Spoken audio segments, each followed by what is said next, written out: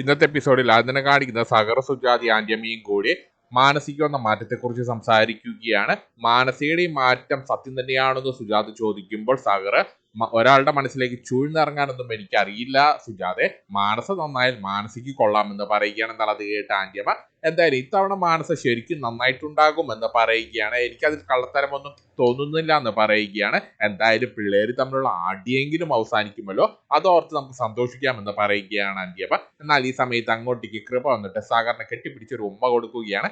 അത് കണ്ട് സാഗറിന്റെ കാര്യം മനസ്സിലാവുകയാണ്. എന്തോ ഒരു ശുപാർശയുമായിട്ടാണ് കൃപ വന്നിരിക്കുന്നത്. തുറന്ന സാഗർ പിന്നെ കൃപയോടെ എന്താണ് കാര്യം, എന്താണ് ഞാൻ ചെയ്തു തരേണ്ടതെന്ന് ചോദിക്കുകയാണ്. എന്നാൽ അത് കേട്ട് കൃപയ്ക്ക് ദേഷ്യം വരികയാണ്. അത് ശരി, എനിക്ക് എൻ്റെ അച്ഛനൊരു ഉമ്മ തരണമെങ്കിൽ എന്തെങ്കിലും ശുപാർശയുടെ ആവശ്യമുണ്ടോ എന്ന് ചോദിക്കുകയാണ്. എന്തെങ്കിലും ആവശ്യം നേടിയെടുക്കാൻ മാത്രമാണോ ഞാൻ അച്ഛന് ഉമ്മ തരുന്നതെന്ന് ചോദിക്കുകയാണ്. തുറന്ന് സാഗർ പിന്നെ കൃപയൊന്ന് കളിയാക്കുകയാണ്. പറഞ്ഞോ എന്താണെങ്കിലും എന്നോട് പറഞ്ഞോളാൻ ആവശ്യപ്പെടുകയാണ് സാഗർ. എന്നാൽ അത് കേട്ട് കൃപ അച്ഛ എന്ന് നീട്ടി വിളിക്കുകയാണ്. എന്നാൽ അത് കേട്ട് സാഗർ തിരിച്ച് കൃപയെ ഒന്ന് കളിയാക്കിക്കൊണ്ട് മോളെ നീ പറഞ്ഞോ മോളെ എന്ന് നീട്ടി വിളിക്കുകയാണ്. തുറന്ന് വലിയൊരു ബിൽഡപ്പ് എല്ലാം കൊടുത്ത കൃപ തന്റെ മനസ്സിൽ തോന്നിയ കാര്യം അച്ഛനോട് പറയുകയാണ്. എത്ര നാളായി നമ്മുടെ കുടുംബത്ത് ഓരോരോ പ്രശ്നങ്ങൾ, നമ്മുടെ കൃഷിന്റെ കല്യാണം മുടങ്ങുന്നു, കൃഷിന് അപകടം സംഭവിക്കുന്നു, ബലരാമന് അപകടം സംഭവിക്കുന്നു, എന്തൊക്കെ പ്രശ്നങ്ങളാണ്. നമുക്കിതിൽ നിന്നൊക്കെ ഒരു മാറ്റം വേണ്ടേ എന്ന് ചോദിക്കുകയാണ്. അതുകൊണ്ട് എൻ്റെ മനസ്സിൽ ഒരു പ്ലാൻ തോന്നുകയാണ്, നമുക്ക് എല്ലാവർക്കും ചേർന്ന് ഒരു ട്രിപ്പ് പോകാമെന്ന് പറയുകയാണ് കൃപ. എന്നാൽ അത് കേട്ട് സുജാതയുടെ മുഖം മാറുകയാണ്. സാഗർ നല്ല ഗൗരവത്തിൽ നിൽക്കുകയാണ്. എന്നാൽ ഇവരുടെ ഈ ഗൗരവം കണ്ട് കൃപ പിന്നെ ഇവരോട് ഞാനെന്തോ വലിയ വൃത്തികെട്ട കാര്യം നിങ്ങളോട് പറഞ്ഞ പോലെയാണല്ലോ നിങ്ങളുടെ മുഖത്തെ ഈ ഗൗരവം, എന്താ ഞാൻ പറഞ്ഞ നല്ല കാര്യമല്ലേ എന്ന് ചോദിക്കുകയാണ്.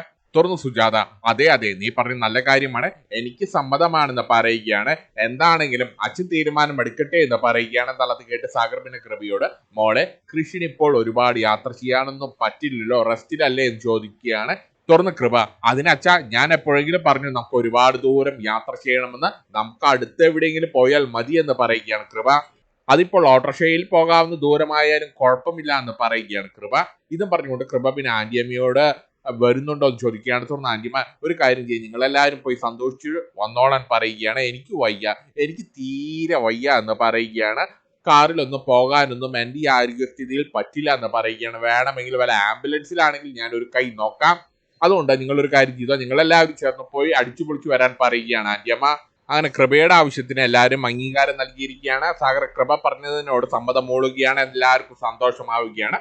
തുറന്ന് കൃപ പിന്നെ ഇവരോട് മറ്റൊരു സർപ്രൈസും കൂടി ഉണ്ടെന്ന് പറയുകയാണ്. നമ്മൾ ഒറ്റയ്ക്കല്ല പോകുന്നത്, നമുക്കൊപ്പം കൺമണിയും കൂടി ഉണ്ടാകുമെന്ന് പറയുകയാണ്. ഇനി പോകുന്ന വഴിക്ക് കൃഷിന് വല്ല ബുദ്ധിമുട്ടെങ്ങാനും വന്നാൽ കൃഷിനെ നോക്കാൻ ഒരാൾ വേണ്ടേ, കൃഷിനെ നോക്കാൻ ഏറ്റവും അനുയോജ്യം കൺമണിയാണെന്ന് പറയുകയാണ്. നല്ലത് കേട്ട് സുജാതയ്ക്ക് സന്തോഷമാവുകയാണ്. കൺമണിയും കൂടെ വരട്ടെ, നമുക്ക് അടിച്ചു പൊളിക്കാം, നമുക്ക് എല്ലാവർക്കും ചേർന്ന് അടിച്ചു പൊളിക്കാം എന്ന് പറയുകയാണ്. തുറന്ന് കാണിക്കുന്ന കൺമണിയുടെ വീടാണ്. കൺമണി ഒരു ഡയമണ്ട് നെക്ലസ് മാല അമ്മായിക്കും ധനലക്ഷ്മിക്ക് കാണിച്ചു കൊടുക്കുകയാണ്. എന്നാൽ അത് കണ്ട് ധനലക്ഷ്മിക്ക് സന്തോഷമാവുകയാണ്. ബലരാമൻ കൺമണിക്ക് കൊടുത്ത ഗിഫ്റ്റ് ആണ് എന്ന് പറഞ്ഞുകൊണ്ടാണ് കൺമണി അത് കൊടുക്കുന്നത്. അത് കണ്ട് ലയിച്ച് നിൽക്കുകയാണ് ധനലക്ഷ്മി. ധനലക്ഷ്മിയുടെ മനസ്സിൽ പല ലഡ്ഡുകളും പൊട്ടുന്നുണ്ട്, പല കണക്ക് കൂട്ടലുകളുമുണ്ട്. ഈ മാല എങ്ങനെയെങ്കിലും താൻ കരസ്ഥമാക്കണം, ഈ മാല എങ്ങനെയെങ്കിലും സ്വന്തമാക്കണം എന്നിങ്ങനെ ചിന്തിച്ചു നിൽക്കുകയാണ് ധനലക്ഷ്മി.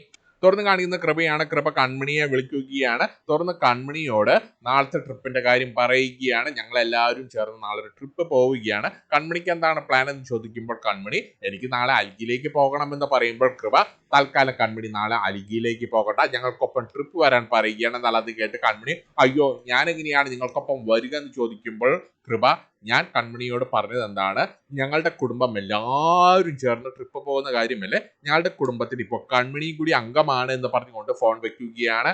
തുറന്ന് കാണിക്കുന്ന മാനസയുടെ തള്ളാണ്. ഇന്ന് സാഗറിന്റെ വീട്ടിൽ പോയി കാര്യങ്ങളെല്ലാം മാനസ അച്ഛനോടും അമ്മയോടൊക്കെ പറയുകയാണ്. അച്ഛ അമ്മ നിങ്ങൾ രണ്ടുപേരും എന്നെ ഒന്ന് വാഞ്ഞോളം പുകഴ്ത്തി അഭിനന്ദിക്കാൻ ആവശ്യപ്പെടുകയാണ്.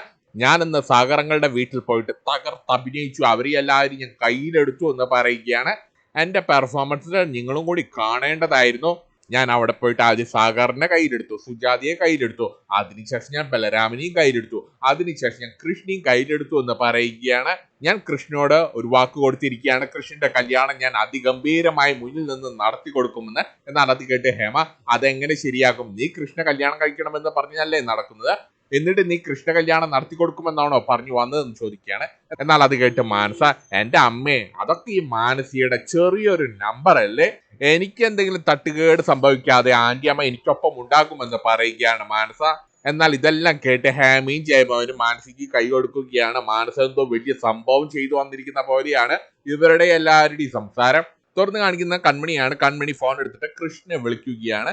എന്നാൽ ഈ സമയത്ത് കൃഷ് ശബ്ദം മാറ്റി സംസാരിക്കുകയാണ്. കൃഷ് കൺമണിയോട് ആരാ മനസ്സിലായില്ലല്ലോ എന്ന് ചോദിക്കുകയാണ്. എന്നാൽ അത് കേട്ട് കൺമണി ഒന്ന് പതറുകയാണ്. തുറന്ന് കൺമണി അയ്യോ സാർ റോങ് നമ്പർ എന്ന് പറഞ്ഞുകൊണ്ട് ഫോൺ വെക്കാൻ ആരംഭിക്കുമ്പോൾ കൃഷ് കൺമണിയെ വിളിക്കുകയാണ്. അയ്യോ കൺമണി ഫോൺ വെക്കല്, ഇത് ഞാനാ കൃഷാണെന്ന് പറയുകയാണ്, ഞാൻ നിന്നെ ഒന്ന് കളിപ്പിച്ചതാണെന്ന് പറയുകയാണ്. എന്നാൽ അത് കേട്ട് കൺമണിക്ക് ദേഷ്യം വരികയാണ്. അത് ശരി, സാറായിരുന്നോ, എന്തിനാണ് എന്നെ കളിപ്പിച്ചതെന്ന് ചോദിക്കുകയാണ് കൺമണി. എന്നാൽ അത് കേട്ട് കൃഷ് എനിക്കും എന്തെങ്കിലുമൊക്കെ നേരം പോക്ക് വേണ്ടേ എന്ന് ചോദിക്കുകയാണ്. ഞാനിവിടെ റെസ്റ്റ് എടുത്ത് ബോറടിച്ച് കിടപ്പാണെന്ന് പറയുകയാണ്. എന്നാൽ അത് കേട്ട് കൺമണി സാറിന് കഴിക്കേണ്ട മരുന്നുകളെല്ലാം സാർ കഴിക്കുന്നില്ലേ എന്ന് ചോദിക്കുമ്പോൾ കൃഷ് അയ്യോ ഒരു മരുന്ന് മാത്രം കിട്ടിയില്ല എന്ന് പറയുകയാണ്. ഒരു മരുന്ന് മാത്രം എവിടെയും കിട്ടാനില്ല എന്ന് പറയുകയാണ്. എന്നാൽ അത് കേട്ട് കൺമണി അയ്യോ സാർ അങ്ങനെയൊന്നും പറയില്ലേ, സാറിന് ഏത് മരുന്നാണ് വേണ്ടത്, സാർ ആ ലിസ്റ്റ് ഒന്ന് എനിക്ക് അയച്ചു തരാൻ പറയുകയാണ്.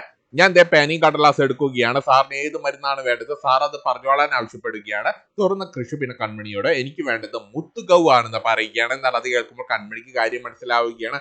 അമ്പട കള്ള, ഇതൊക്കെയാണല്ലേ മനസ്സിലെന്ന് ചോദിക്കുകയാണ്. തുറന്ന കൃഷി പ്ലീസ് കൺമണി, എനിക്കൊരു മുത്തുഗൗ തന്നാൽ എൻ്റെ ഇപ്പോഴത്തെ സകല പ്രശ്നവും തീരുമെന്ന് പറയുകയാണ്. എനിക്ക് എനർജി കിട്ടുമെന്ന് പറയുകയാണ്. എൻ്റെ സകല തളർച്ചയും മാറുമെന്ന് പറയുകയാണ്. എന്നാൽ അത് കേട്ട് കൺമണി സാറിന് അത്രയ്ക്ക് ഉറപ്പുണ്ടെങ്കിൽ ഞാൻ തരാമെന്ന് പറഞ്ഞുകൊണ്ട് കൺമണി കൃഷ്ണ ഒരു മുത്തുഗൗ കൊടുക്കുകയാണ്. എന്നാൽ അത് കണ്ട് കൃഷ്ണ സന്തോഷമാവുകയാണ്. കൃഷ്ണന് വീണ്ടും പഴയ പോലെ പൂർവാധികം എനർജി തിരിച്ചു കിട്ടിയിരിക്കുകയാണ്. തുറന്ന് കൃഷി പിന്നെ കൺമണിയോട് നാളത്തെ ട്രിപ്പിന്റെ കാര്യം ഓർമ്മിപ്പിക്കുകയാണ്. കൃപ വിളിച്ചില്ലേ എന്ന് ചോദിക്കുകയാണ്. തുറന്ന് കൺമണി കൃപ വിളിച്ചിരുന്നു, ആ ട്രിപ്പിന്റെ കാര്യമൊക്കെ പറഞ്ഞിരുന്നു എന്ന് പറയുകയാണ്. തുറന്ന് കൃഷി പിന്നെ കൺമണിയോട് എങ്കിൽ പിന്നെ കൺമണി ഒരു കാര്യം ചെയ്തോളൂ, നാളെ കൺമണി ഇങ്ങോട്ട് നേരത്തെ തന്നെ വന്നോളാൻ ആവശ്യപ്പെടുകയാണ്. കൺമണി നേരത്തെ ഇങ്ങോട്ട് വന്നാൽ കുറച്ചു നേരം കൂടുതൽ എനിക്ക് കൺമണിയെ കണ്ട് സംസാരിക്കാമല്ലോ. എന്നാൽ അത് കേട്ട് കൺമണി ഒന്ന് ചിരിച്ചുകൊണ്ട് ആ ഫോൺ വെക്കുകയാണ്. തുറന്ന് കാണിക്കുന്ന പിറ്റേ ദിവസം ഇവരെല്ലാവരും ചേർന്ന് 6 പേര് ചേർന്ന് ട്രിപ്പിന് പോയിരിക്കുകയാണ്.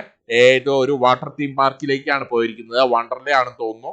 കൃഷി, ബലരാമൻ, കൃപ, കൺമണി, സുജാത, സാഗർ ഇവർ 6 പേരാണ് പോയിരിക്കുന്നത്. ആന്റിയമ്മ ഇവർക്കൊപ്പം പോയിട്ടില്ല. അവിടെ എത്തിയ ശേഷം എല്ലാവരും കാറിൽ നിന്ന് ഇറങ്ങുകയാണ്. ഈ സമയത്ത് കൃപ അവരെ എല്ലാവരെയും അങ്ങോട്ടേക്ക് വിളിക്കുകയാണ്. എല്ലാവരും ഒന്ന് ഇങ്ങോട്ട് വന്നേ, എന്തൊരു ബോറിംഗ് ആയിരുന്നു ഇവിടം വരെയുള്ള ഈ യാത്ര, നിങ്ങൾക്ക് ആർക്കും ഒന്ന് തോന്നിയില്ലേ എന്ന് ചോദിക്കുകയാണ്. കഴിഞ്ഞത് അങ്ങ് കഴിഞ്ഞു, ഇനി ഇവിടെ നിന്ന് അങ്ങോട്ട് വേറൊരു വൈബായിരിക്കണം, അടിച്ചുപൊളിയായിരിക്കണം എന്ന് പറയുകയാണ് കൃപ. ഇതും കാണിച്ചുകൊണ്ടാണ് ഇന്നത്തെ എപ്പിസോഡ് തീരുന്നത്.